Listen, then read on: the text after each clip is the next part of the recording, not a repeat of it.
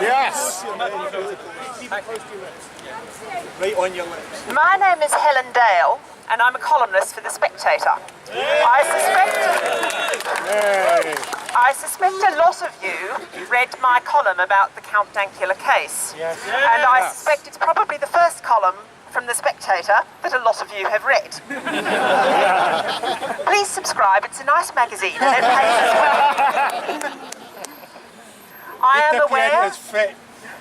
am aware that it is the House Journal of British Conservatism. And I am also aware that my party, the Conservative Party, has grossly let down the side of free speech.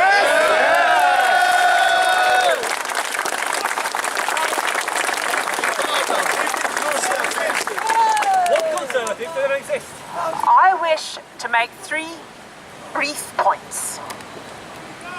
The first will concern guilt by association.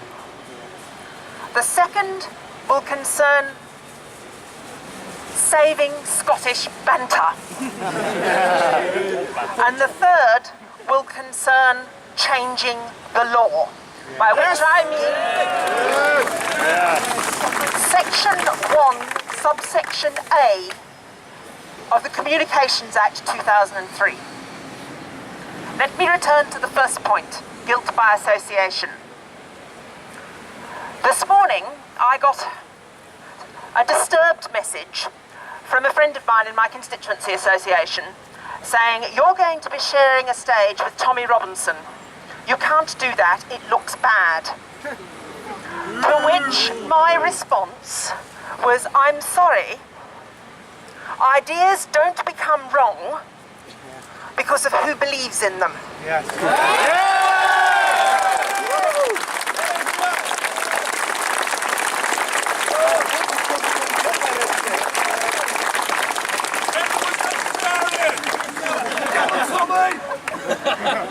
Just because some of the people who believe in a thing that you believe in, and also believe in a thing that happens to be true, as Sargon has already pointed out, Sargon, Carl, I'm not sure which he prefers, has already pointed out, it happens to be true. It doesn't become untrue because somebody strange starts to believe in it. Yes. Yeah. That's the first point.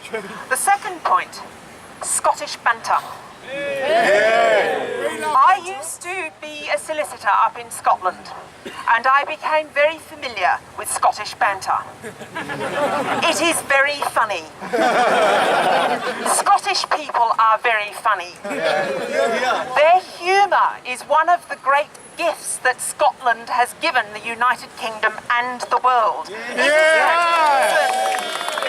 It is the reason that Scotland has produced people like Billy Connolly and Frankie Boyle.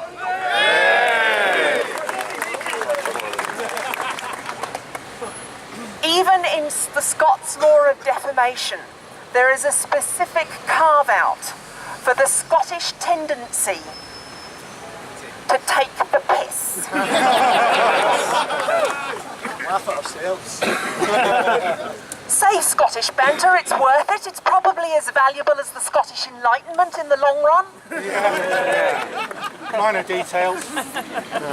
Finally, changing the law. Section 127 of the Communications Act 2003 was a reenactment by the Blair government as part of their many laws. More laws were enacted in 13 years of Labour government than had been enacted in these islands from 1066 to 1997. However, when they enacted that law, it was a reenactment of an earlier 1935 law that was meant to criminalise people who made telephone calls in the middle of the night and did heavy breathing down the phone. Hence the public communication device, telephone call. It was also meant to stop people calling the emergency services, ringing 999 and saying that Granny was having a watusi on the living room carpet, when she wasn't. So you didn't have the NHS sending all the ambulances out for nothing. That it is now the principal means by which the internet is regulated in this country is a much bigger joke than Count Dankula's silly little pug.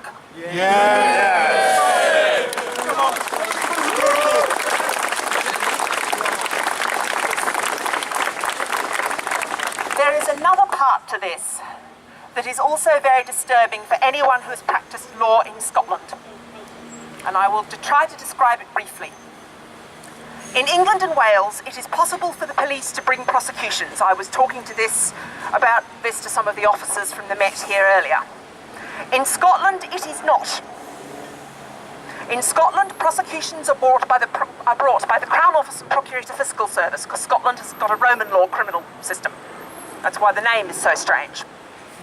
What was done here in Scotland involved Police Scotland trawling through the country's very small Jewish community to try to find a complainant, because they could not initiate action of their own motion. What it means is that more police time will be wasted, particularly in Scotland because of this procedural difference, but also in England and Wales, where police can bring these prosecutions of their own motion. It costs time, it costs money, it wastes resources. We know there have been funding cuts. We know that the Met boasts about its 900 hate crime officers and says that, oh, we're not going to worry terribly much if you get your bicycle nicked. As someone who has had her bicycle nicked, I can assure you it's considerably worse than being called a nasty name.